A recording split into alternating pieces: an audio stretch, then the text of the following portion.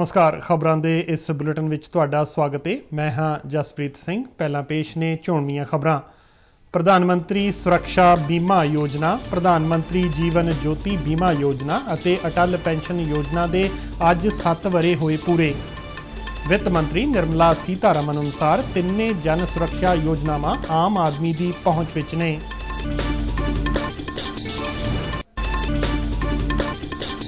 Bharatiya Janata party के सूबा प्रधान अश्विनी शर्मा ने श्रोमणी अकाली दल नाल गठजोड़ की संभावना पूरी तरह की खारिज। अमृतसर सैक्टर विच कौमांतरी सरहद ते BSF वल्लों डिगे पाकिस्तानी ड्रोन चों मिली 74 करोड़ की हैरोइन।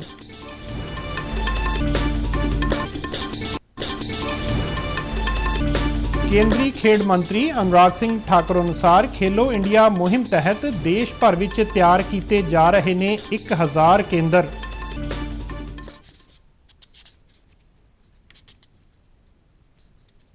ते हुण खबरां विस्तार नाल।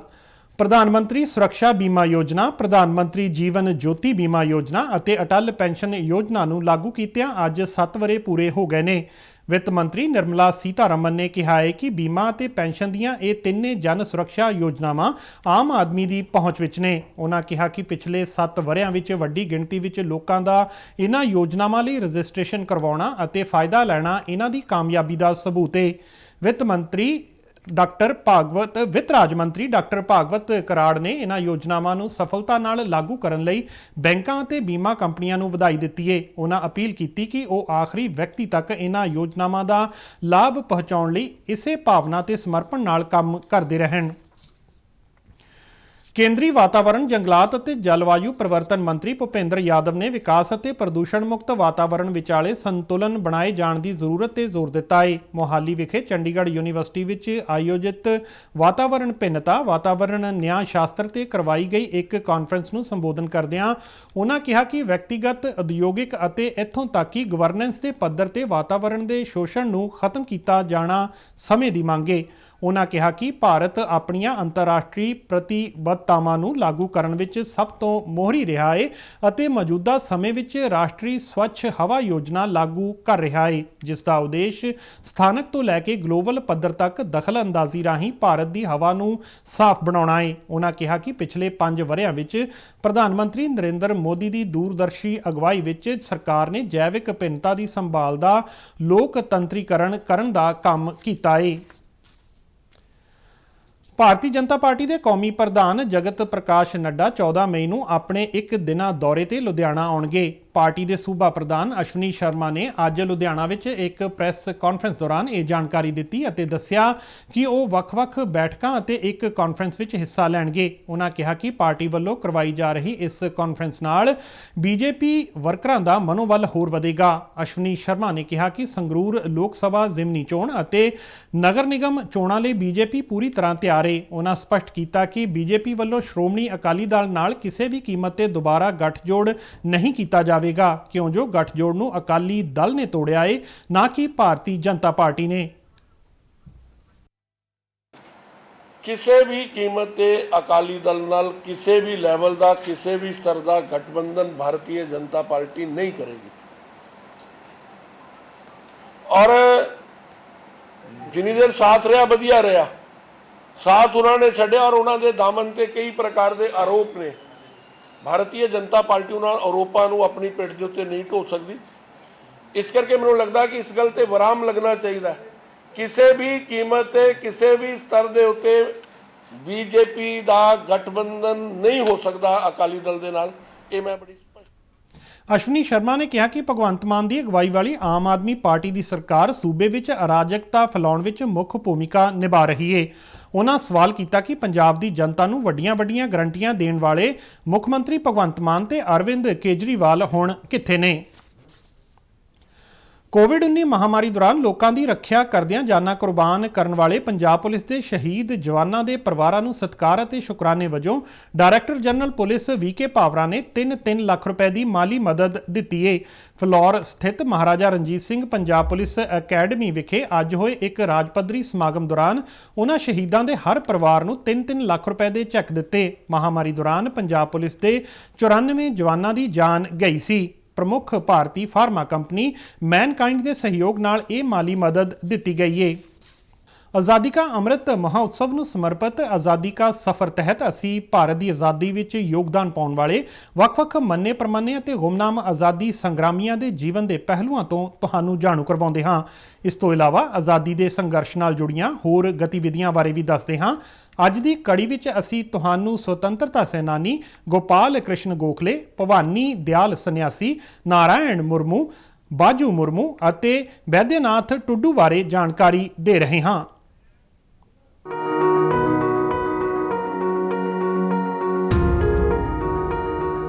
ਅੱਜ ਦੀ ਕੜੀ ਵਿੱਚ ਅਸੀਂ ਮੰਨੇ ਪਰਮੰਨੇ ਸੁਤੰਤਰਤਾ ਸੈਨਾਨੀ ਗੋਪਾਲ ਕ੍ਰਿਸ਼ਨ ਗੋਖਲੇ ਨੂੰ ਯਾਦ ਕਰ ਰਹੇ ਹਾਂ। ਉਹਨਾਂ ਦਾ ਜਨਮ 9 ਮਈ 1866 ਨੂੰ ਹੋਇਆ ਸੀ। ਉਹ ਉਦਾਰ ਰਾਜਨੇਤਾ ਅਤੇ ਸਮਾਜ ਸੁਧਾਰਕ ਸਨ। ਗੋਖਲੇ ਇੰਡੀਅਨ ਨੈਸ਼ਨਲ ਕਾਂਗਰਸ ਦੇ ਸੀਨੀਅਰ ਨੇਤਾ ਅਤੇ ਸਰਵੈਂਟਸ ਆਫ ਇੰਡੀਆ ਸੁਸਾਇਟੀ ਦੇ ਸੰਸਥਾਪਕ ਸਨ। ਗੋਪਾਲ ਕ੍ਰਿਸ਼ਨ ਗੋਖਲੇ ਮਹਾਤਮਾ ਗਾਂਧੀ ਦੇ ਮਾਰਗਦਰਸ਼ਕ ਦੇ ਰੂਪ ਵਿੱਚ ਪ੍ਰਸਿੱਧ ਹਨ। ਗਾਂਧੀ ਜੀ ਗੋਖਲੇ ਨੂੰ ਵੱਡੇ ਰਾਜਨੇਤਾ ਮੰਨਦੇ ਸਨ। 12 ਅਕਤੂਬਰ 1896 ਨੂੰ ਪੁਣੇ ਵਿੱਚ ਗੋਖਲੇ ਨਾਲ ਪਹਿਲੀ ਬੈਠਕ ਨੂੰ ਯਾਦ ਕਰਦੇ ਹੋਏ ਗਾਂਧੀ ਜੀ ਨੇ ਲਿਖਿਆ ਸੀ, ਮੈਂ ਗੋਖਲੇ ਨੂੰ ਮਿਲਿਆ।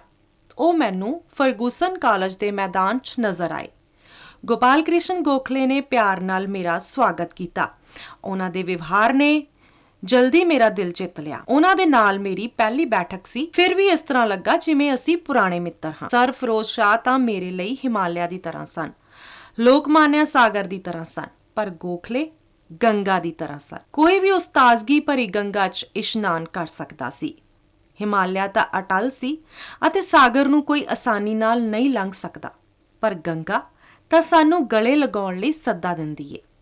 ਕਿਸ਼ਤੀ ਅਤੇ ਚੱਪੂ ਦੇ ਨਾਲ ਗੰਗਾ 'ਚ ਜਾਣਾ ਬਹੁਤ ਹੀ ਵਧੀਆ ਲੱਗਦਾ ਹੈ। ਗੋਖਲੇ ਨੇ ਬਾਰੀਕੀ ਨਾਲ ਮੈਨੂੰ ਪਰਖਿਆ, ਜਿਸ ਤਰ੍ਹਾਂ ਸਕੂਲ ਦਾ ਅਧਿਆਪਕ ਦਾਖਲਾ ਲੈਣ ਵਾਲੇ ਉਮੀਦਵਾਰ ਨੂੰ ਪਰਖਦਾ ਹੈ। ਉਹਨਾਂ ਮੈਨੂੰ ਦੱਸਿਆ ਕਿ ਕਿਸ ਨਾਲ ਮਿਲਣਾ ਹੈ ਤੇ ਉਹਨਾਂ ਨਾਲ ਕਿਸ ਤਰ੍ਹਾਂ ਮਿਲਣਾ ਹੈ। ਉਹਨਾਂ ਨੇ ਮੈਨੂੰ ਭਾਸ਼ਣ ਦੇਣ ਲਈ ਕਿਹਾ ਅਤੇ ਉਹਨਾਂ ਨੇ ਮੈਨੂੰ ਭਰੋਸਾ ਦਿਵਾਇਆ ਕਿ ਉਹ ਹਮੇਸ਼ਾ ਮੇਰੇ ਲਈ ਉਪਲਬਧ ਰਹਿਣਗੇ। ਮੈਂ ਖੁਸ਼ੀ ਨਾਲ ਵਿਦਾ ਹੋਇਆ। ਰਾਜਨੀਤਿਕ ਤੌਰ ਤੇ ਗੋਖਲੇ ਨੇ ਜੀਵਨ ਭਰ ਮੇਰੇ ਹਿਰਦੇ 'ਚ ਜਿਹੜਾ ਸਥਾਨ ਬਣਾਇਆ, ਉਹ ਅੱਜ ਵੀ ਏ। ਉਹ ਬਹੁਤ ਵਿਸ਼ੇਸ਼ ਏ। 19 ਫਰਵਰੀ 1915 ਨੂੰ ਗੋਪਾਲ ਕ੍ਰਿਸ਼ਨ ਗੋਖਲੇ ਦਾ ਦੇਹਾਂਤ ਹੋ ਗਿਆ। ਇਸ ਮਹਾਨ ਰਾਸ਼ਟਰਵਾਦੀ ਨੇਤਾ ਨੂੰ ਸ਼ਤ-ਸ਼ਤ ਨਮਨ। ਅਸੀਂ ਦੱਖਣ ਅਫਰੀਕਾ ਵਿੱਚ ਭਾਰਤੀਆਂ ਲਈ ਆਵਾਜ਼ ਉਠਾਉਣ ਵਾਲੇ ਕਾਰਜਕਰਤਾ ਭਵਾਨੀ ਦਿਆਲ ਸੰਨਿਆਸੀ ਨੂੰ ਵੀ ਸ਼ਰਧਾਂਜਲੀ ਦੇ ਰਹੇ ਹਾਂ। ਉਹਨਾਂ ਦਾ ਦੇਹਾਂਤ 9 ਮਈ 1950 ਨੂੰ ਹੋਇਆ ਸੀ। ਉਹਨਾਂ ਨੇ ਪ੍ਰਵਾਸੀ ਵਰਗੇ ਭਾਰਤ ਨਾਲ ਸੰਬੰਧਿਤ ਕਈ ਅਖਬਾਰਾਂ ਦਾ ਸੰਪਾਦਨ ਕੀਤਾ। ਉਹਨਾਂ ਨੇ ਮਹਾਤਮਾ ਗਾਂਧੀ ਨਾਲ ਵੀ ਸਹਿਯੋਗ ਕੀਤਾ ਅਤੇ ਇੰਡੀਅਨ ਨੈਸ਼ਨਲ ਕਾਂਗਰਸ ਵਿੱਚ ਦੱਖਣ ਅਫਰੀਕੀ ਭਾਰਤੀਆਂ ਦੀ ਪ੍ਰਤੀਨਿਧਤਾ ਕੀਤੀ। ਉਹ ਆਰੀਆ ਸਮਾਜ ਨਾਲ ਵੀ ਜੁੜੇ ਰਹੇ। ਭਵਾਨੀ ਦਿਆਲ ਇਸ ਤਰ੍ਹਾਂ ਦੇ ਪਰਿਵਾਰ ਨਾਲ ਸੰਬੰਧਿਤ ਸਨ ਜਿਹੜਾ ਬੰਧੂਆ ਮਜ਼ਦੂਰ ਦੇ ਤੌਰ ਤੇ ਬਿਹਾਰ ਦੇ ਆਰਾ ਜ਼ਿਲ੍ਹੇ ਤੋਂ ਦੱਖਣ ਅਫਰੀਕਾ ਚਲਾ ਗਿਆ ਸੀ। ਉਹਨਾਂ ਦੇ ਪਿਤਾ ਬਾਬੂ ਜੈ ਰਾਮ ਸਿੰਘ ਤੇ ਮਾਂ ਮੋਹਨੀ ਦੇਵੀ 1884 ਚ ਸੁਤੰਤਰ ਨਾਗਰਿਕ ਬਣੇ ਅਤੇ ਜੋਹਾਨਸਬਰਗ ਵਿੱਚ ਵਸ ਗਏ, ਜਿੱਥੇ ਭਵਾਨੀ ਦਿਆਲ ਦਾ ਜਨਮ ਹੋਇਆ। ਦਿਆਲ ਨੇ 1913 ਚ ਪ੍ਰਤੀਰੋਧ ਅੰਦੋਲਨ ਵਿੱਚ ਗਾਂਧੀ ਜੀ ਨਾਲ ਸਹਿਯੋਗ ਕੀਤਾ। ਉਹਨਾਂ ਨੇ 1919 ਚ ਇੰਡੀਅਨ ਨੈਸ਼ਨਲ ਕਾਂਗਰਸ ਦੇ ਅੰਮ੍ਰਿਤਸਰ ਅਧਿਵੇਸ਼ਨ ਵਿੱਚ ਦੱਖਣ ਅਫਰੀਕੀ ਭਾਰਤੀ ਸਮੁਦਾਇ ਦੀ ਪ੍ਰਤੀਨਿਧਤਾ ਕੀਤੀ।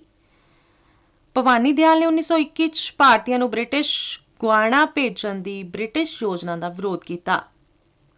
ਦਿਆਲ ਨੇ ਬਿਹਾਰ ਵਿੱਚ ਆਪਣੇ ਪਿੰਡ ਬਹੂਆਰਾ ਵਿਖੇ 1926 ਤੋਂ 27 ਚ ਪ੍ਰਵਾਸੀ ਭਵਨ ਸਥਾਪਿਤ ਕੀਤਾ, ਜਿਸ ਵਿੱਚ ਲਾਇਬ੍ਰੇਰੀ ਅਤੇ ਸਕੂਲ ਵੀ ਸੀ।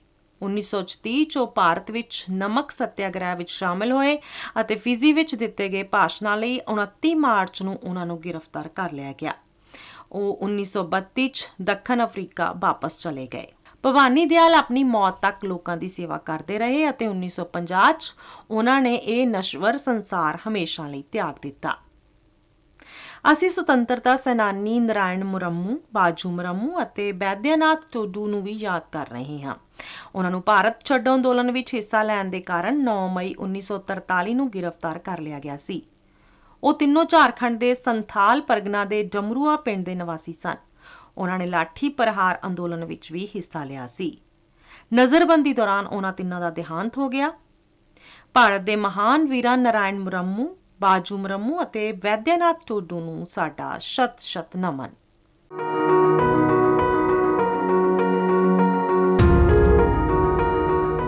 ਅੰਮ੍ਰਿਤਸਰ ਸੈਕਟਰ ਵਿੱਚ ਕੌਮਾਂਤਰੀ ਸਰਹੱਦ ਤੇ ਪਰੋਪਾਲ BOP ਇਲਾਕੇ ਵਿੱਚ BSF ਦੇ ਜਵਾਨਾਂ ਨੇ ਬੀਤੀ ਰਾਤ ਇੱਕ ਪਾਕਿਸਤਾਨੀ ਡਰੋਨ ਨੂੰ ਮਾਰ ਗਿਰਾਇਆ ਅਤੇ ਸਵੇਰੇ ਇਲਾਕੇ ਦੀ ਖੋਜਬੀਨ ਮਗਰੋਂ BSF ਨੂੰ ਤਕਰੀਬਨ 10 ਕਿਲੋ ਹੈਰੋਇਨ ਬਰਾਮਦ ਹੋਈ।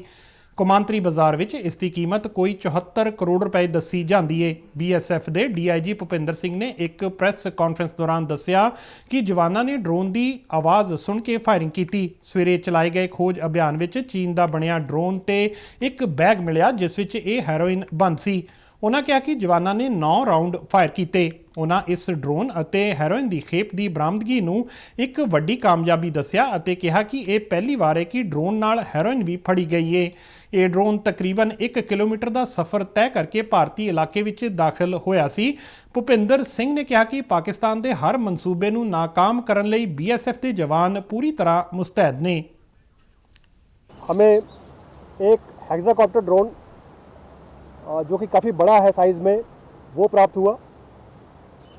उसके साथ एक बैग टंगा हुआ था, एक सिस्टम है उनका, उस पर बैग टंगा हुआ था। 4 बैटरीज एक्स्ट्रा लगाई हुई थी उन्होंने उसके ऊपर। और बैग को जब हमने खोल के देखा तो उसके अंदर लगभग 10 किलो हीरोइन उसके अंदर स्मगल करने की कोशिश की जा रही थी। तो BSF ने टोटल सीजर जो है एक बड़ा हेक्साकॉप्टर ड्रोन और साथ में 10 किलो हीरोइन। फिर सामान जो पास में था, एक बोरी थी जिसके अंदर सामान था, वो बोरी पे पाकिस्तान के कुछ उनके मार्क्स हैं। ਪੰਜਾਬ ਵਿੱਚ ਜਾਰੀ ਬਿਜਲੀ ਸਮੱਸਿਆ ਨੂੰ ਲੈ ਕੇ ਅੱਜ ਵੱਖ-ਵੱਖ ਜ਼ਿਲ੍ਹਾ ਹੈੱਡਕੁਆਟਰਾਂ ਤੇ ਡਿਪਟੀ ਕਮਿਸ਼ਨਰਾਂ ਨੂੰ ਮੰਗ ਪੱਤਰ ਦਿੱਤੇ ਗਏ। ਸ਼੍ਰੋਮਣੀ ਅਕਾਲੀ ਦਲ ਦੀ ਫਤਿਹਗੜ੍ਹ ਸਾਹਿਬ ਜ਼ਿਲ੍ਹਾ ਇਕਾਈ ਵੱਲੋਂ ਪ੍ਰਧਾਨ ਜਗਦੀਪ ਸਿੰਘ ਚੀਮਾ ਦੀ ਅਗਵਾਈ ਵਿੱਚ ਰਾਜਪਾਲ ਦੇ ਨਾਂ ਇੱਕ ਮੰਗ ਪੱਤਰ ਡਿਪਟੀ ਕਮਿਸ਼ਨਰ ਨੂੰ ਸੌਂਪਿਆ ਗਿਆ। ਇਸ ਵਿੱਚ ਕਿਹਾ ਗਿਆ ਹੈ ਕਿ ਸੂਬੇ ਵਿੱਚ ਬਿਜਲੀ ਵਿਵਸਥਾ ਪੂਰੀ ਤਰ੍ਹਾਂ ਚਰਮਰਾ ਗਈ ਹੈ ਅਤੇ ਸਮੁੱਚਾ ਪੰਜਾਬ ਬਿਜਲੀ ਦੇ ਗੰਭੀਰ ਸੰਕਟ ਚੋਂ ਲੰਘ ਰਿਹਾ ਹੈ। ਇਹ ਦੋਸ਼ ਲਾਇਆ ਗਿਆ ਕਿ ਆਮ ਆਦਮੀ ਪਾਰਟੀ ਸਰਕਾਰ ਦੇ ਮਾੜੇ ਪ੍ਰਬੰਧਾਂ ਤੇ ਘਟੀਆ ਕਾਰਗੁਜ਼ਾਰੀ ਕਾਰਨ ਹੀ ਬਿਜਲੀ ਦਾ ਇਹ ਸੰਕਟ ਪੈਦਾ ਹੋਇਆ ਹੈ ਅਤੇ ਇਹ ਰੋਜ਼ਾਨਾ ਗੰਭੀਰ ਵੀ ਹੋ ਰਿਹਾ ਹੈ। ਮੰਗ ਪੱਤਰ ਵਿੱਚ ਕਣਕ ਦੇ ਝਾੜ ਵਿੱਚ ਆਈ ਕਮੀ ਨੂੰ ਲੈ ਕੇ ਕਿਸਾਨਾਂ ਨੂੰ 500 ਰੁਪਏ ਪ੍ਰਤੀ ਕੁਇੰਟਲ ਮੁਆਵਜ਼ਾ ਦੇਣ ਦੀ ਮੰਗ ਕੀਤੀ ਗਈ ਹੈ। ਇਸ ਤੋਂ ਇਲਾਵਾ ਵਿਗੜਦੀ ਕਾਨੂੰਨ ਵਿਵਸਥਾ ਦੀ ਸਥਿਤੀ ਅਤੇ ਦਿੱਲੀ ਸਰਕਾਰ ਨਾਲ ਕੀਤੇ ਗਏ MOU ਨੂੰ ਗੈਰ ਸੰਵਿਧਾਨਕ ਦੱਸਦਿਆਂ ਇਸ ਵੱਲ ਵੀ ਰਾਜਪਾਲ ਦਾ ਧਿਆਨ ਦਿਵਾਇਆ ਗਿਆ ਹੈ। ਮੁਹਾਲੀ ਵਿੱਚ ਭਾਰਤੀ ਕਿਸਾਨ ਯੂਨੀਅਨ ਰਾਜੇਵਾਲ ਅਤੇ ਅਕਾਲੀ ਆਗੂ NK ਸ਼ਰਮਾ ਦੀ ਅਗਵਾਈ ਵਿੱਚ ਇੱਕ ਵਫਦ ਨੇ ਮੰਗ ਪੱਤਰ ਡਿਪਟੀ ਕਮਿਸ਼ਨਰ ਨੂੰ ਸੌਂਪਿਆ। ਆਜ਼ਾਦੀ ਕਾ ਅੰਮ੍ਰਿਤ ਮਹੋਤਸਵ ਤਹਿਤ ਤਰਨਤਾਰਨ ਜ਼ਿਲ੍ਹੇ ਦੇ ਡਿਪਟੀ ਕਮਿਸ਼ਨਰ ਮੋਨੀਸ਼ ਕੁਮਾਰ ਨੇ national disaster response force NDRF ਦੇ ਅਧਿਕਾਰੀਆਂ ਨਾਲ ਅੱਜ ਇੱਕ ਵਿਸ਼ੇਸ਼ ਮੀਟਿੰਗ ਕੀਤੀ। ਉਹਨਾਂ ਦੱਸਿਆ ਕਿ NDRF ਵੱਲੋਂ ਜ਼ਿਲ੍ਹੇ ਵਿੱਚ ਬਿਆਸ ਦਰਿਆ ਤੇ ਸਤਲੁਜ ਨਾਲ ਲੱਗਦੇ ਪਿੰਡਾਂ ਵਿੱਚ ਸੰਭਾਵੀ ਹੜ੍ਹਾਂ ਦੌਰਾਨ ਮਨੁੱਖੀ ਜਾਨਾਂ ਦੇ ਬਚਾਅ ਦੇ ਤਰੀਕਿਆਂ ਸੰਬੰਧੀ ਇੱਕ ਅਭਿਆਸ ਡਰਿੱਲ ਕਰਵਾਈ ਜਾਵੇਗੀ। ਉਨ੍ਹਾਂ ਕਿਹਾ ਕਿ NDRF 15 ਦਿਨ ਦਾ ਇੱਕ ਵਿਸ਼ੇਸ਼ ਜਾਗਰੂਕਤਾ ਅਭਿਆਨ ਸ਼ੁਰੂ ਕਰੇਗੀ ਜਿਸ ਤਹਿਤ ਲੋਕਾਂ ਨੂੰ ਕੁਦਰਤੀ ਆਫਤਾਂ ਨਾਲ ਨਜਿੱਠਣ ਸੰਬੰਧੀ ਜਾਗਰੂਕ ਕੀਤਾ ਜਾਵੇਗਾ। ਮੀਟਿੰਗ ਵਿੱਚ NDRF ਦੇ ਡਿਪਟੀ ਕਮਾਂਡੈਂਟ ਰਿਸ਼ੀ ਮਹਾਜਨ ਸਮੇਤ ਹੋਰਨਾਂ ਅਧਿਕਾਰੀਆਂ ਨੇ ਵੀ ਹਿੱਸਾ ਲਿਆ। ਕੇਂਦਰੀ ਸੂਚਨਾ ਤੇ ਪ੍ਰਸਾਰਣ ਅਤੇ ਖੇਡ ਤੇ ਯੁਵਾ ਮਾਮਲੇ ਮੰਤਰੀ ਅਨੁਰਾਗ ਸਿੰਘ ਠਾਕੁਰ ਨੇ ਕਿਹਾ ਹੈ ਕਿ ਹਿਮਾਚਲ ਪ੍ਰਦੇਸ਼ ਵਿੱਚ ਪ੍ਰਤਿਭਾ ਦੀ ਕੋਈ ਘਾਟ ਨਹੀਂ ਹੈ ਅਤੇ ਸੂਬੇ ਨੂੰ ਖੇਡਾਂ ਵਿੱਚ ਮੋਹਰੀ ਬਣਾਉਣ ਲਈ ਹਰ ਸੰਭਵ ਯਤਨ ਕੀਤੇ ਜਾ ਰਹੇ ਨੇ। ਸਿਰਮੌਰ ਜ਼ਿਲ੍ਹੇ ਦੇ ਮਾਜਰਾ ਵਿੱਚ ਐਸਟ੍ਰੋਟਰਫ ਗਰਾਊਂਡ ਦਾ ਨੀਂਹ ਪੱਥਰ ਰੱਖਣ ਮੌਕੇ ਇੱਕ ਇਕੱਠ ਨੂੰ ਸੰਬੋਧਨ ਕਰਦਿਆਂ ਉਹਨਾਂ ਇਹ ਗੱਲ ਆਖੀ। ਅਨੁਰਾਗ ਸਿੰਘ ਠਾਕੁਰ ਨੇ ਕਿਹਾ ਕਿ ਕੇਂਦਰ ਸਰਕਾਰ ਨੇ ਸਿਰਫ 1 ਸਾਲ ਦੇ ਸਮੇਂ ਵਿੱਚ ਦੇਸ਼ ਭਰ ਵਿੱਚ 450 ਕੋਚਾਂ ਦੀ ਨਿਯੁਕਤੀ ਕੀਤੀ ਹੈ। ਉਨ੍ਹਾਂ ਕਿਹਾ ਕਿ 2300 ਖਿਡਾਰੀਆਂ ਨੂੰ ਹਰ ਸਾਲ 6 ਲੱਖ ਰੁਪਏ ਦੀ ਆਰਥਿਕ ਸਹਾਇਤਾ ਦਿੱਤੀ ਜਾ ਰਹੀ ਹੈ। ਅਨੁਰਾਗ ਸਿੰਘ ਠਾਕੁਰ ਨੇ ਕਿਹਾ ਕਿ ਖੇਲੋ ਇੰਡੀਆ ਮੁਹਿੰਮ ਅਧੀਨ ਦੇਸ਼ ਵਿੱਚ 1000 ਕੇਂਦਰ ਤਿਆਰ ਕੀਤੇ ਜਾ ਰਹੇ ਨੇ ਜਿਨ੍ਹਾਂ ਵਿੱਚੋਂ 750 ਕੇਂਦਰ ਅਗਲੇ ਸਾਲ ਅਗਸਤ ਤੱਕ ਸ਼ੁਰੂ ਹੋ ਜਾਣਗੇ। ਪ੍ਰਧਾਨ ਮੰਤਰੀ ਮਾਤਰੂ ਵੰਦਨਾ ਯੋਜਨਾ ਤਹਿਤ ਫਾਜ਼ਿਲਕਾ ਜ਼ਿਲ੍ਹੇ ਵਿੱਚ ਗਰਭਵਤੀ ਔਰਤਾਂ ਤੇ ਦੁੱਧ ਪਿਆਉਂਦੀਆਂ ਮਾਵਾਂ ਨੂੰ ਤਕਰੀਬਨ 6 ਕਰੋੜ 66 ਲੱਖ ਰੁਪਏ ਦੀ ਮਾਲੀ ਮਦਦ ਮੁਹੱਈਆ ਕਰਵਾਈ ਗਈ ਹੈ। ਜ਼ਿਲ੍ਹੇ ਦੇ ਡਿਪਟੀ ਕਮਿਸ਼ਨਰ ਹਿਮਾਂਸ਼ੂ ਅਗਰਵਾਲ ਨੇ ਇਹ ਜਾਣਕਾਰੀ ਦਿੱਤੀ। ਉਨ੍ਹਾਂ ਦੱਸਿਆ ਕਿ ਸਰਕਾਰ ਦੀਆਂ ਭਲਾਈ ਸਕੀਮਾਂ ਤੇ ਯੋਜਨਾਵਾਂ ਦਾ ਲਾਭ ਹਰੇਕ ਜ਼ਰੂਰਤਮੰਦ ਲਾਭਪਾਤਰੀ ਤੱਕ ਪਹੁੰਚਾਉਣਾ ਪ੍ਰਸ਼ਾਸਨ ਦਾ ਮੁੱਢਲਾ ਫਰਜ਼ ਹੈ। ਉਨ੍ਹਾਂ ਕਿਹਾ ਕਿ 1 ਫਰਵਰੀ 2017 ਤੋਂ ਹੁਣ ਤੱਕ 19,000 ਤੋਂ ਵੱਧ ਔਰਤਾਂ ਨੂੰ ਇਸ ਯੋਜਨਾ ਤਹਿਤ ਲਾਭ ਮਿਲਿਆ ਹੈ। ਯੋਗ ਲਾਭਪਾਤਰੀਆਂ ਨੂੰ ਰਕਮ ਆਨਲਾਈਨ ਉਨ੍ਹਾਂ ਦੇ ਬੈਂਕ ਖਾਤਿਆਂ ਵਿੱਚ ਭੇਜੀ ਗਈ ਹੈ। ਭਾਰਤੀ ਮੌਸਮ ਵਿਭਾਗ ਨੇ ਆਉਂਦੇ 3 ਦਿਨਾਂ ਦੌਰਾਨ ਪੰਜਾਬ, ਹਰਿਆਣਾ, ਦਿੱਲੀ, ਪੂਰਬੀ ਰਾਜਸਥਾਨ ਅਤੇ ਪੱਛਮੀ ਮੱਧ ਪ੍ਰਦੇਸ਼ ਦੇ ਕੁਝ ਹਿੱਸਿਆਂ ਵਿੱਚ ਲੂ ਚੱਲਣ ਦੀ ਚੇਤਾਵਨੀ ਜਾਰੀ ਕੀਤੀ ਹੈ। ਇਸ ਨਾਲ ਲੋਕਾਂ ਦੀ ਪਰੇਸ਼ਾਨੀ ਹੋਰ ਵੱਧ ਸਕਦੀ ਹੈ। ਵਿਭਾਗ ਅਨੁਸਾਰ 14 ਮਈ ਤੋਂ ਬਾਅਦ ਤਾਪਮਾਨ ਵਿੱਚ ਕੁਝ ਗਿਰਾਵਟ ਦਰਜ ਕੀਤੀ ਜਾਵੇਗੀ। ਇਸ ਦੌਰਾਨ ਅੱਤ ਦੀ ਗਰਮੀ ਵਿੱਚ ਲੱਗ ਰਹੇ ਬਿਜਲੀ ਕੱਟਾਂ ਨਾਲ ਵੀ ਲੋਕ ਬੇਹੱਦ ਪਰੇਸ਼ਾਨ ਨੇ। ਪੇਂਡੂ ਖੇਤਰਾਂ ਵਿੱਚ ਕਈ ਘੰਟੇ ਬਿਜਲੀ ਕੱਟ ਲੱਗ ਰਹੇ ਨੇ। ਖਬਰਾਂ ਦੇ ਬੁਲੇਟਿਨ ਸਾਡੇ ਦਰਸ਼ਕ RNU DDK ਜਲੰਧਰ ਦੇ YouTube ਚੈਨਲ, Facebook ਪੇਜ ਅਤੇ ਟਵਿੱਟਰ ਹੈਂਡਲ ਤੇ ਵੀ ਦੇਖ ਸਕਦੇ ਨੇ। ਬੁਲੇਟਿਨ ਦੇ ਅਖੀਰ ਵਿੱਚ ਚੋਣਵੀਆਂ ਖਬਰਾਂ ਇੱਕ ਵਾਰ ਫਿਰ ਤੋਂ। ਪ੍ਰਧਾਨ ਮੰਤਰੀ ਸੁਰੱਖਿਆ ਬੀਮਾ ਯੋਜਨਾ, ਪ੍ਰਧਾਨ ਮੰਤਰੀ ਜੀਵਨ ਜੋਤੀ ਬੀਮਾ ਯੋਜਨਾ ਅਤੇ ਅਟਲ ਪੈਨਸ਼ਨ ਯੋਜਨਾ ਦੇ ਅੱਜ 7 ਵਰ੍ਹੇ ਹੋਏ ਪੂਰੇ। ਵਿੱਤ ਮੰਤਰੀ ਨਿਰਮਲਾ ਸੀਤਾਰਮਨ ਅਨੁਸਾਰ ਤਿੰਨੇ ਜਨ ਸੁਰੱਖਿਆ ਯੋਜਨਾਵਾਂ ਆਮ ਆਦਮੀ ਦੀ ਪਹੁੰਚ ਵਿੱਚ ਨੇ। ਭਾਰਤੀ ਜਨਤਾ ਪਾਰਟੀ ਦੇ ਸੂਬਾ ਪ੍ਰਧਾਨ ਅਸ਼ਵਨੀ ਸ਼ਰਮਾ ਨੇ ਸ਼੍ਰੋਮਣੀ ਅਕਾਲੀ ਦਲ ਨਾਲ ਗੱਠਜੋੜ ਦੀ ਸੰਭਾਵਨਾ ਪੂਰੀ ਤਰ੍ਹਾਂ ਕੀਤੀ ਖਾਰਜ। ਅੰਮ੍ਰਿਤਸਰ ਸੈਕਟਰ ਵਿੱਚ ਕੌਮਾਂਤਰੀ ਸਰਹੱਦ ਤੇ BSF ਵੱਲੋਂ ਡੇਗੇ ਪਾਕਿਸਤਾਨੀ ਡਰੋਨ 'ਚੋਂ ਮਿਲੀ 74 ਕਰੋੜ ਦੀ ਹੈਰੋਇਨ।